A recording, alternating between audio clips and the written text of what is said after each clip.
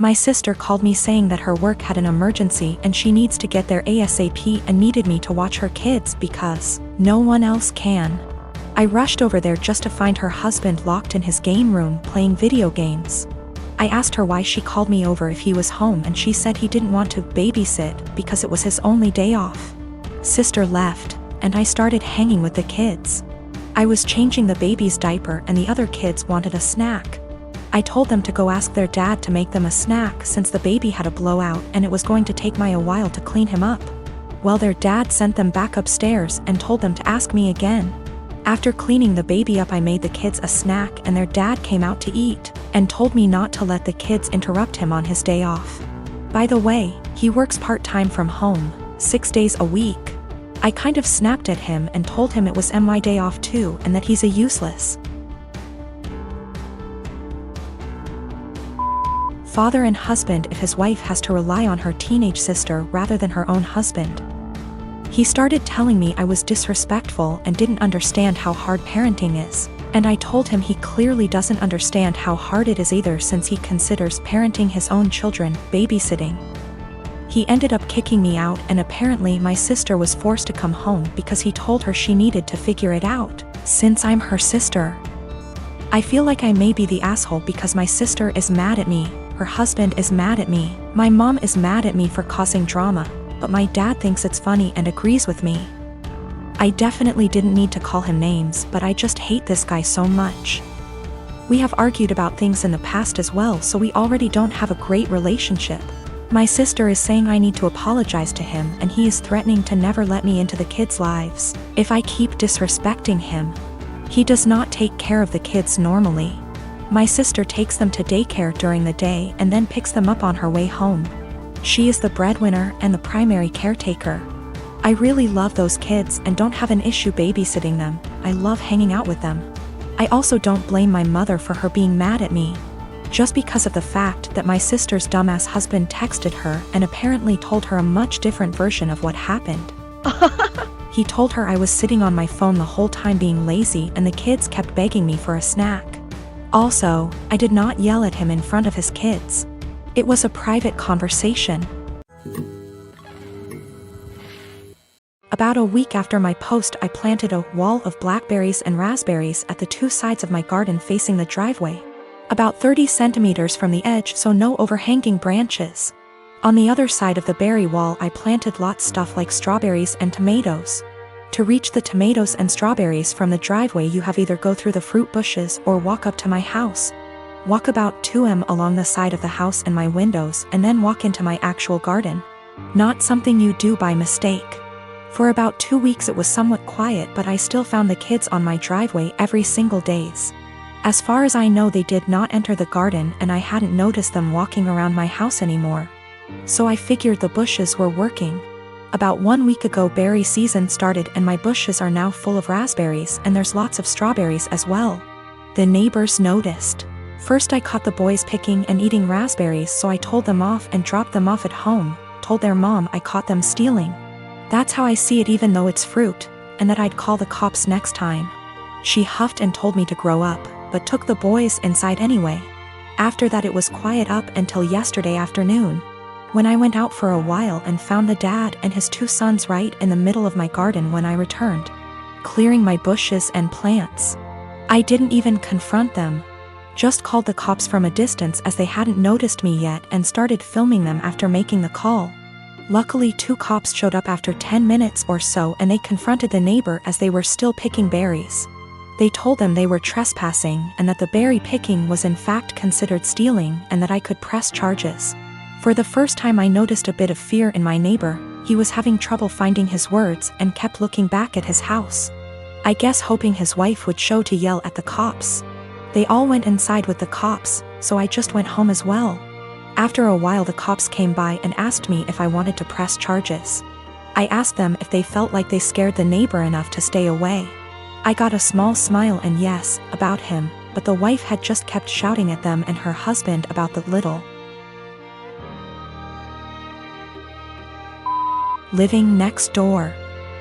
I told them no for now, asked them if I'd be allowed to get an extra camera set up on the wall between my garden and the road, To cover the entire front garden plus driveway, they said that's allowed as long as it's on my side of the wall. So, now I'm getting an extra camera installed. One neighbor knows I'm done messing around, but his wife isn't there yet, and if I ever catch any of them again, the cops will be called and possible charges will follow.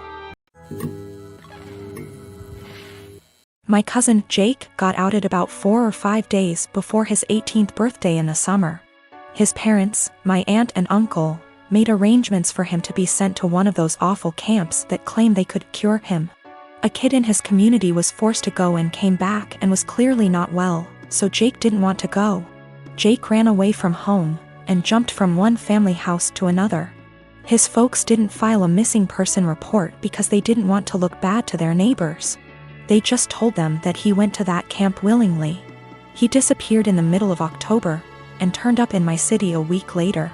After making sure he was safe to bring home, my wife and I allowed him to stay. He didn't want me to tell the rest of the family for a while, because those people at the camp keep showing up to take him. I made sure to talk to a lawyer, who assured Jake that they cannot take him. 3 days ago, he told his parents he was here. A few hours later, those damn camp people showed up, but they were unable to take him. My family has been blowing up my phone for the last 2 days, angry that I didn't tell someone sooner. Well, Jake didn't feel safe yet, and still doesn't. I wanted to make sure he was ready. Still, even those that want to protect Jake is upset with me for hiding him. I figured I wasn't the for hiding him from my more narrow-minded family. It was those that really wanted to help Jake that made me feel guilty. They were all scared out of their minds and wanted the peace to know he was okay. I felt bad for not telling them. Though I am sure they wouldn't had turned him in, I felt bad because we were working on keeping him safe. Also, we got a lawyer who got the police on the lookout for those camp people in case they try anything. Jake is not going out alone until we are sure he is safe. We are looking on how to get his paperwork, like his birth certificate, here because no way he trusts his parents to just hand them over.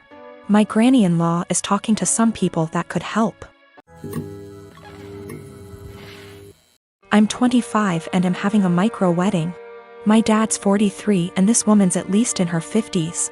My dad and this woman have been together like 3 to 4 years at this point. I've never met her as they live on the opposite side of the country. I've had about 3 to 4 conversations with her over the phone and grow more annoyed every time. The first one was when I cut my mom off after a bad blow-up. Going on and on about I'm young and I'll come around and she's my mom still, etc, etc, etc. The second was last summer. I was 8 months pregnant and my car was impounded BC of the insurance company. It was resolved. I called to let my dad know, not her, and she kept going in circles repeating that we need to get it cause it accrues fees. I had a minor snap then. I don't appreciate being talked to like I'm stupid and 15. I was telling him that BC of the insurance company our truck got towed and was in impound, and they were in the process of getting it out. She chimes in, he had me on speaker, and repeatedly said in a tizzy, get that car out. You need it, it's accrues fees, the longer it's there the more it is. Literally repeated the same sentences for 10 minutes, refusing to listen. When I told her it was being handled until I snapped and told her to stop it because it was being handled, and I knew perfectly well what impound is and does, and to stop talking to me like I'm 16 years old. Again, I was 8 months pregnant and was giving an update, not asking advice. I sent my dad an invite specifically addressed to only him, and his RSVP was pre-filled for only him.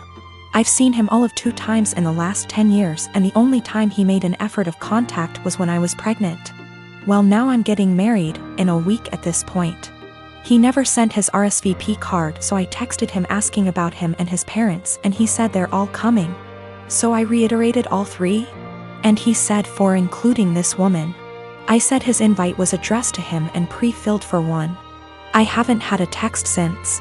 Not only is it my wedding, but my FH and I are announcing our 2nd pregnancy as well, and I don't want someone who lacks boundaries there. Or someone, not from my IL family, that I haven't met / don't know. Yes, I did try talking to him this spring in person about her behavior. I told him I don't appreciate it when she talks to me like some stupid teenager who doesn't know what anything means. I don't call for advice, I call to give updates. I didn't need or appreciate the consistent repeating of information I had made clear I already knew. He told me she's just motherly, and I told him that's great for her. But I'm not her child, I'm not her friend, and I don't need another mother. I have 3 and didn't need another one. I'll be sending a message tomorrow asking if he's coming or not, and if he won't go without her, that's fine. Just don't come at all, and I'll send a Zoom link that ends promptly after the ceremony. It's my wedding and I just don't want her there. If he doesn't want to go without her, that's fine. I'll send a link to the stream for those who couldn't be there.